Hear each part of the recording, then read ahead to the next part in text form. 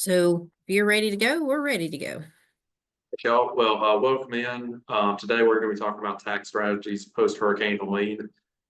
These rules aren't really specific to Hurricane Helene. It's just tax rules that are related to. Some of them are related to Hurricane Helene, but a lot of these are tax rules that are specific to weather-related losses of livestock. And so this is a presentation that we've been doing in the wake of obviously how bad Hurricane Helene was, but it's not related specifically to Helene. Again, my name is Nicholas Brown. I'm a professor, assistant extension professor with NC State in the CALS College in the Ag and Resource Economics. I do have a JD. I am still working towards getting my tax certifications. And so a lot of the tax advice I'm giving here will be what I call high level tax advice. And by that, I mean, I can tell you that the code provision we're working with, but in terms of forms and lines, I tend to stray away from advice specific to that. Do what I can, and hopefully that can be as useful as you can. The thing that I always tell folks is this is things, make sure your CPA when they're doing your taxes knows about these sorts of rules. Because as bad as Helene was, these may be the things that make or break your farm or your agribusiness, and that's definitely something we want to avoid as much as possible. I know this recording is going to be posted in certain places. These slides will also be posted. I run a website, and we can share links to that at the end. So without further ado, we'll go into this. These are the topics that I'm talking about. We're going to go through the taxability of those disasters for relief payments that a lot of folks got through FEMA. The first question that I got when Hurricane Helene came through was, hey, is that money that FEMA gave me, is that going to be taxable? And that's not something that you want to be worried about. And obviously, I think most of the payments were under, I think they were around $650. And so that wouldn't be a huge tax hit, but you don't really want to be worried about paying taxes after something so bad came through. We're also going to just, to make things easier, we're going to recap the types of taxable income, how on a determined basis, and then we'll go into the more specific rules about the taxability of insurance proceeds, whether you're going to be taxed on that or not, and then going into the sales of livestock due to weather, and whether or not those sales, when it's due to weather, what the tax rules are that apply to that. But first, we're going to go into taxability of disaster relief payments. So publication 525 states that a taxpayer can exclude what is defined as a qualified disaster relief payment from their income calculation. And that's a specific term for the IRS, a qualified disaster relief payment. And there's four prongs to that definition.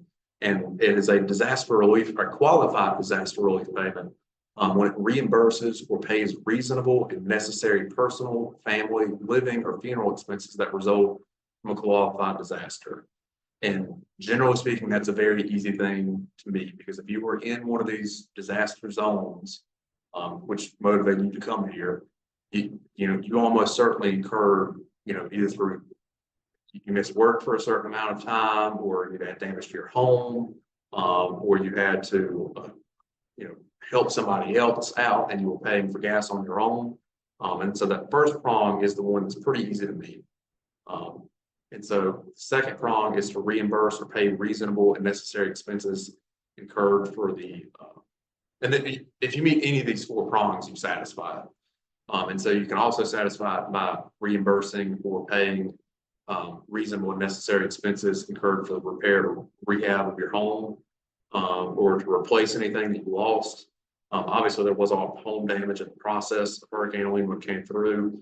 And $650, unfortunately, doesn't go a long ways when repairing your home, but at least you won't have to be paying taxes on that $650 if you did go use it to repair your home or any expenses related to repairing your home. It can also be related to transportation due to somebody's death or physical injuries.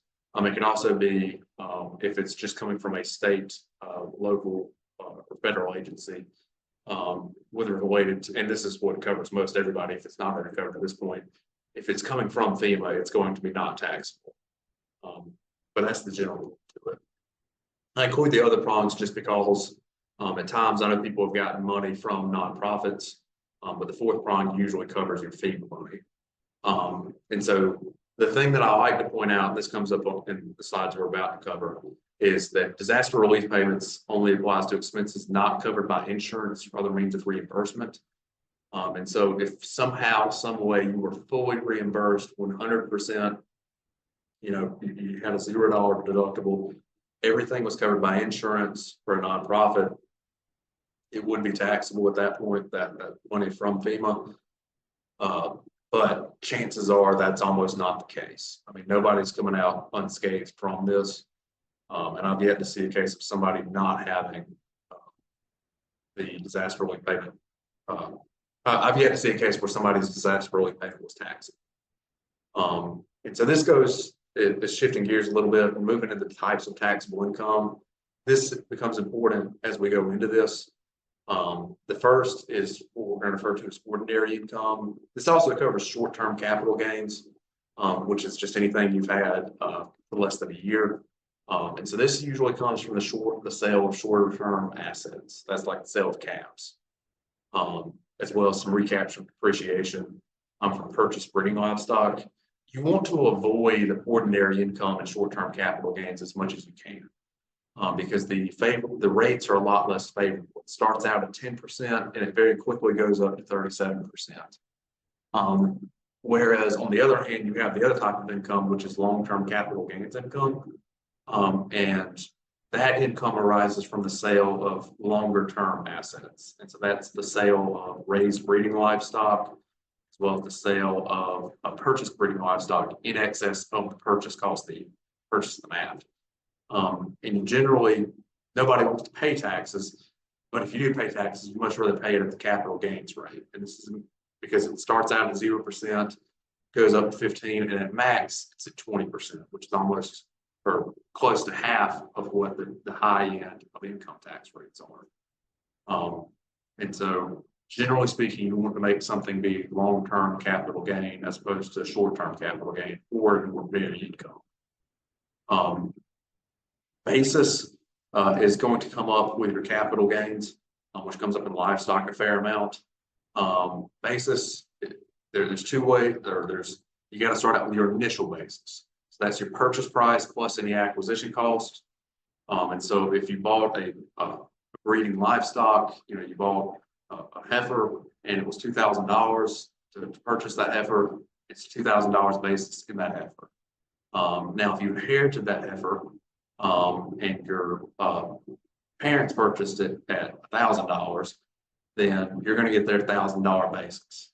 Or sorry, it's going to be $2,000 if they purchased it at $1,000.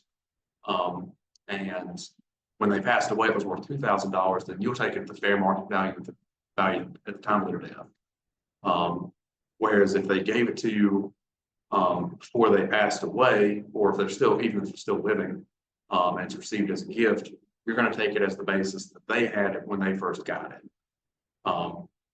And adjustments to basis is going to be your improvements. So you put money into the livestock. You don't generally see the depreciation with livestock. Insurance proceeds and the taxability, the previous slide goes more along with a couple slides later. That's mine. The insurance proceeds is one that I've seen a lot of people get worried about. And so just know that you can deduct losses to your home, household items, vehicles if it's caused by a federally declared disaster. But you can't deduct those losses if you're fully reimbursed by insurance or other means of reimbursement. The loss is going to be measured by any salvage value, insurance, or other reimbursement that you receive or expect to receive. And so the way this would work would say, let's say you had a house that was worth $500,000 and it was fully insured. And so when the house was fully wiped, or the house was wiped out, you still had $100,000 in the property by fair market value. And so you had a loss of $400,000. But let's say you were, fully insured, and you took an insurance payment of $500,000. Well, your salvage value in your insurance exceeds your loss because you only lost $400,000. You had an insurance payout of $500,000, and so that $100,000 is going to be treated as ordinary income. And so you want to make sure when you're getting insurance payments out on certain things that it's not exceeding the amount of basis that you had in a property, if that makes sense. And at the very end of this, I know that's a very technical thing. I'm going to direct you to some resources that have examples. I'm sort of just hitting the high level points, but I've got resources at the end that have examples of all this. And I do see one question in the chat, and so I'm just going to read it. And so it says, so as I understand option 4, local economic development authority relief payments to farmers would fit there as exempt from income taxes as long as it doesn't cause the individual entity to receive more than the losses suffered due to the storm. And so he's talking about this right here, I'm assuming, and you can correct me if you're wrong. And so if there's relief payments coming from your local economic development authority, that's not going to count as income taxes because it's coming from in your case, a local government entity in connection with a qualified disaster to promote the general welfare. That's also assuming that it doesn't exceed what you put in the question. As long as you're getting money from a local government entity, and it's in relation to a qualified disaster, which a lien is, then it's not going to be taxable, assuming that you weren't fully reimbursed on everything, which is almost never the case. It's a good question. It's not just the FEMA payments. I just use FEMA payments because that's the most common example. And so we talked about the taxability of insurance proceeds. And now we're moving into the specific weather-related sale of livestock. And so we're going to talk about 2 different provisions. One is 1033E, which we'll talk about in a few moments. The next one is 451G. As we'll go into this, we'll see that you have to make an election between the 2. You can switch the election in certain circumstances, generally not advisable. This is something to make a conscious decision of as you go into it. And so in terms of 451G, you can defer the income to next year for the weather-related sale of animals. Now, this is assuming that the area in which those animals are is a FEMA designated disaster area. I was talking with Amy beforehand. I know we've got people from multiple states, or at least the potential to have people from multiple states. And so I'll show you where to access these slides at the end. But these slides have a link where it says, is your area covered in a FEMA designated disaster area? And if you click on that,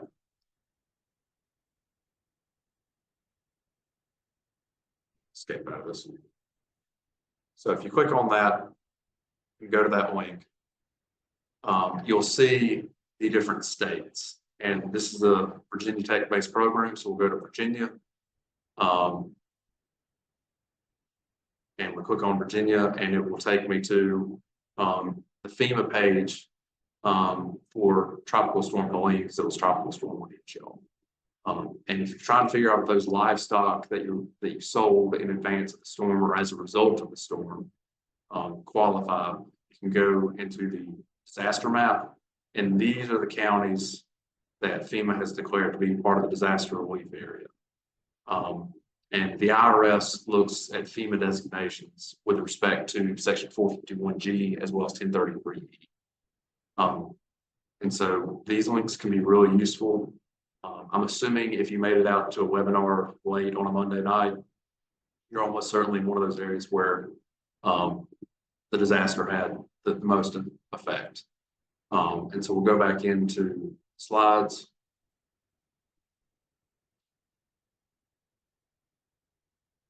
And there's a few things here that are important. The first is, are you in the FEMA designated disaster area? We just walked through how to get to that. The next is, did you sell more animals than normal? And by normal, I mean more animals than you had each year for the past 3 years. And so say that you normally sell 25 cattle per year.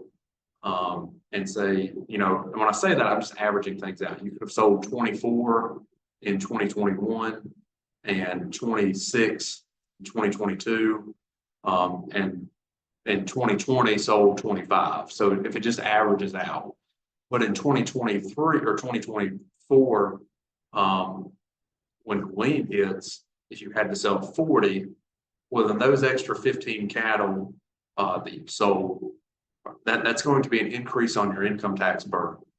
And so the IRS is going to say, hey, those 15 extra cattle that you sold, if you don't do anything about it, if we didn't provide a rule for you like it's being done here, your income taxes are going to be significantly higher in a few months after the storm hit.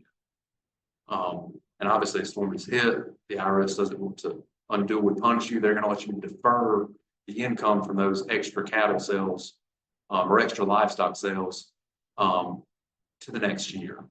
The other caveat is that farmers have to use the cash accounting method as opposed to being the accrual basis. About 98% of farmers use cash accounting, so I don't generally worry about if they're not. If they are accrual basis, you just don't get the you don't get the benefit of this rule. We talked about making the election between 451G and 1033E, which we'll talk about in the next slide. Know that 451G applies to any livestock sold due to the weather-related condition. There's certain types of livestock that apply to 1033E. So for those that don't apply to 1033E, you're only allowed to use 451G. And so 451G is very useful for a lot of different farmers from different backgrounds and different livestock types. But it's a very good tool to ensure that income can be deferred to the next tax year, avoiding an excess income in the year of the disaster. To meet the 451G requirements, your principal business has to be farming. And so it can't be, the way they measure this is that half of your, more than half of your income has to be from farming. And so let's say that you have, you know, you're a teacher at school and you make $45,000 from teaching and you only make $20,000 from farming. You wouldn't be eligible for 451G and being able to defer that income because over half of your income is from something other than farming. Again, you have to have cash accounting. You have to use the cash accounting method on your taxes. And you have to show that the animals, sold more animals than you normally would have sold. Or sorry, let me back up, talk a little fast here. You have to show that the animals normally would have been sold in the following year. That's not a very hard requirement to meet. Generally speaking, as long as you can show that you were averaging a certain amount of livestock sales in the previous 3 years, and you sold more than that average in the year of the disaster, you're going to meet that requirement pretty easily. The other requirement, which is another one that's easy to show, is the weather condition that caused the area to be under the federal disaster caused the sale of the livestock. Helene was such a bad storm that it's almost certain that you're going to meet this requirement. You know, this rule was put in place for federal disaster areas that aren't as publicized. And so it might be a drought, it might be, you know, a severe snowstorm or something along those lines. Everyone knows, you know, in the IRS what Hurricane Helene was. So as long as you say, meet the other requirements and you were like, it's all happened because of Hurricane Helene, you know, I sold these because of Hurricane Helene, the IRS is going to believe you. One note on section 451G, the sale can take place before or after the area is declared eligible for disaster relief. I'd have to go back because when I originally did this presentation back in December, I knew the dates a little bit more off the top of my head, but I don't know at what point Virginia and some of the other states were declared a disaster relief area, but it doesn't matter. As long as the sale of the livestock occurred as a result of the disaster, then you satisfy the requirements for 451G. It doesn't matter when the disaster relief area was declared. And so that was 451G, which allows you to defer the income to a future year. And again, that's so useful because the folks who had to sell the livestock due to the increase due to the storm, that they have an increase in income that year. And normally you think, you know, increase in income, it's something, you know, the stereotype is you want to avoid the increase in income because that means an increase in taxes. 451G allows you to defer that income to another year that you recover from the storm, at least to some extent, pay off those taxes. And so now we're moving into 1033E, which is the involuntary conversion. And the thing that I always like to point out to folks when I'm talking about 1033E is it's similar to 1031 if you've ever been through a real estate exchange. This applies to basis. We talked about basis earlier. 1033 applies to basis, but only in replacement, draft, breeding, or dairy livestock within a 2-year replacement period. And so there's your restrictions. If you're not dealing with draft, breeding, or dairy livestock, you have to use 451G. But if you are dealing with draft, breeding, or dairy livestock, you have the option to choose between 1033E and 451G. And so what it allows you to do is take the basis of the livestock that you sold as a result of the storm and put that basis on livestock that you bought as a replacement for the livestock that you sold. And so just to give a little bit of an example, let's go back to the guy who sells 25 cattle a year. And let's say that he sold those extra 15 and they had a basis of $1,000 per head. He can take that $1,000 per head of cattle and put that on livestock that he purchased as a result. Because you have to replace the you have 2 years to replace the livestock you sold. There's a question in the chat asking if you have to get a majority of your income from farming to use 1033E. The answer to that is no. You can have any amount of income come from farming. It can be 10%, it can be 100%, and you can still use 1033. So good question in the chat. And so the benefit of 1033E is similar to 451G. You would have had a gain realized from the sale of the livestock, but you can postpone that and put the basis on any livestock that you purchased in a replacement period. Now, there's a couple caveats. The first is that the replacement animals have to have the same purpose. So if you went from a draft animal to a dairy, if you had a $5,000 income cash flow from sale of a draft animal and you bought $5,000 of a dairy animal, that's not going to be useful for 1033. It won't be allowed. And so you have to keep it in the same type of animal. But it does help you prevent an undue incurrence of income. And you have to attach a certain statement to your tax return in order for 1033E to be used. And it has to say a few things. The first is you have to say the evidence of the weather-related condition. That can be something as simple as a printout of the FEMA disaster relief areas. Everyone's going to know what Hurricane is. The second is going to be a computation of the amount of gain realized. And that's on the gain realized from the sale of the original animal sold.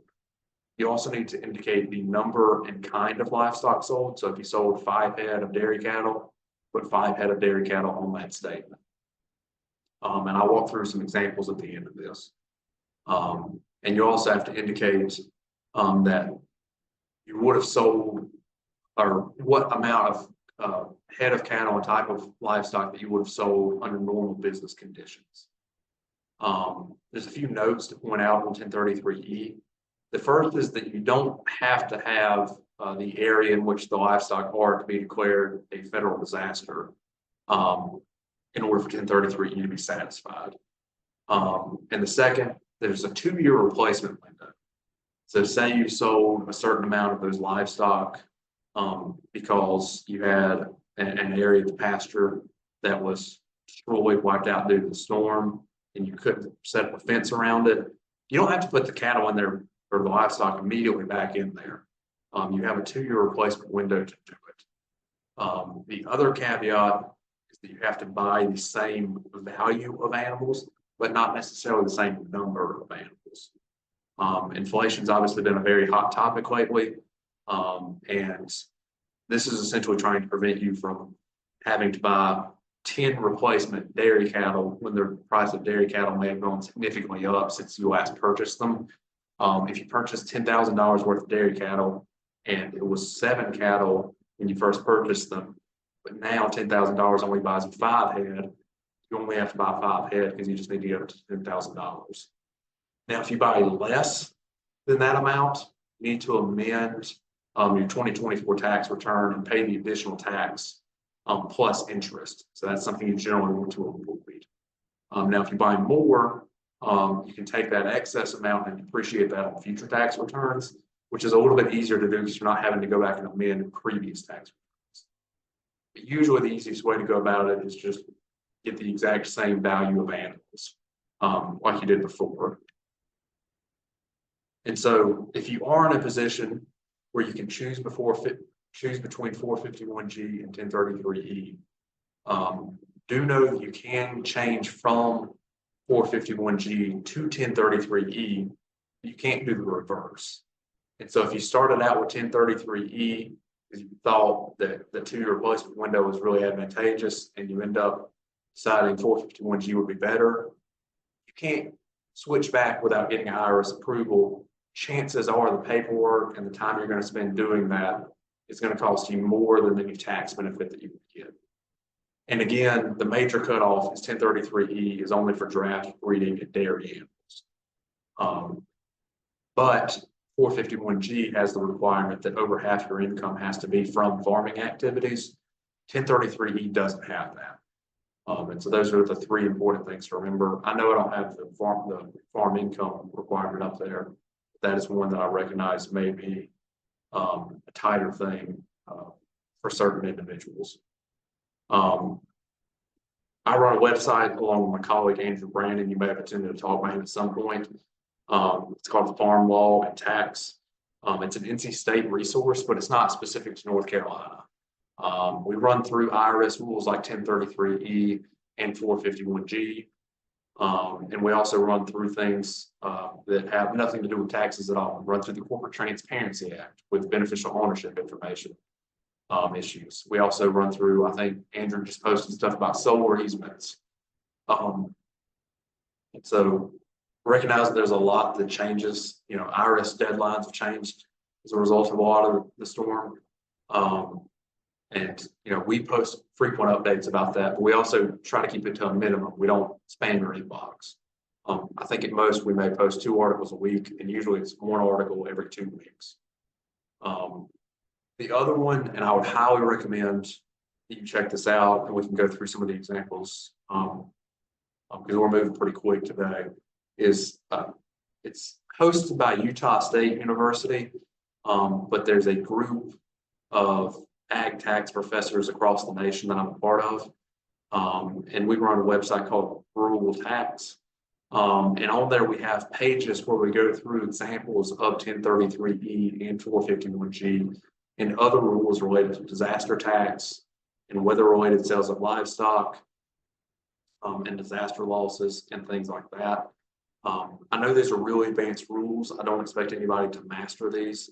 And so that's why I always provide these resources on there. So I'll just, you know, go through and show, like this is going through some of the weather-related sales of livestock. JC Hobbs is the guy who put this up there. And he has the explanation in more in depth than I've provided here of 1033E, talking about what has to be included when you make the election. And he walks through examples. And so this is a really useful asset to have. JC did a great job of this. I used a lot of his work as an inspiration for this presentation, just because we're trying to get all these resources out there. He also goes through 451G, and these resources are extremely useful. One of the resources that we've also talked about is trying to ensure that people are able to recover their records. And I'm trying to find the link for that. You pull it up there, but there's links on there where you can talk about how to make up records when you're in one of these situations where you've lost everything, because sometimes you don't know what your basis was in a particular asset. And I don't have the link for it right now, unfortunately. But there's resources on there that talk about how to recover your records. And so that's something worth noting if you're like, I used to have really good records, but now I can't find them. and the IRS is trying to get all this information out of me so I can take advantage of these rules. But how do I go back and trace it back? There's a lot of resources out there on the rule of tax about that. I know we ended early. The last time I did this presentation, it took an hour. But I'll open the floor for questions if anybody has any. And so this went a lot quicker than I was thinking, but hopefully I can help anyone out who may have specific questions. Well, and I have, I guess, a couple things. And so one of them is relief programs.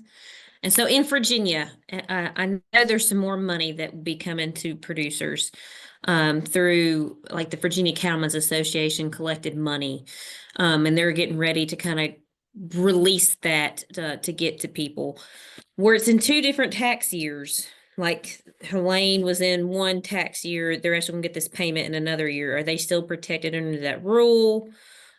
Even like Farm Bureau, they collected money, they sent that out, but I think they sent it out just at the beginning of the new year. Yeah, so that came up with some of the conversations that we were having with that rural tax group. And the general consensus was that that wouldn't be taxable because it's still a qualified disaster relief payment. There's no requirement on here, you know, the rule is on Pub 22 or 525 is that qualified disaster relief payment is excluded from the income calculation. But none of these rules say it has to be made during the year of the disaster. And so those shouldn't be included as possible income because it is still a qualified disaster relief payment. Well, and our next session is going to be on timber, but I didn't know if you wanted to share any thoughts about like the timber credit. I mean, basically, I'm hearing that it's not, by the time you have your basis and the value of the timber, that for the most part, you're just better off for getting it.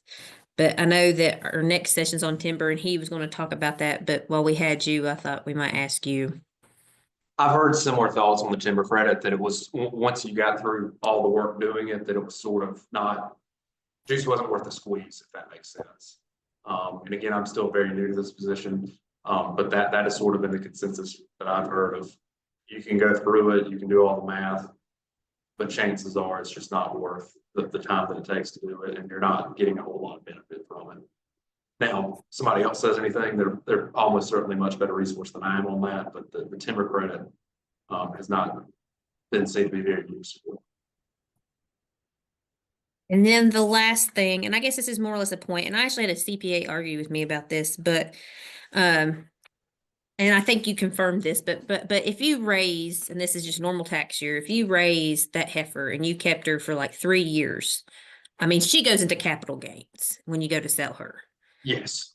If you're assuming you're a cash basis farmer, which most folks are, very rarely is it advantageous to be accrual basis, but I always put that caveat out there. Any livestock that you hold for longer than a year is going to be something that has a capital gains tax hit, because it's an asset that you held for longer than a year. Yeah, I actually had a CPA that argued with me that it was not, and I had understood it was, and so it was kind of one of those things of like, I probably need to talk to a different CPA. Yeah, and that's one of the what I hope that I've helped folks with is if your CPA doesn't know about 451G or 1033E, or these rules of disaster relief, because these are very specific rules.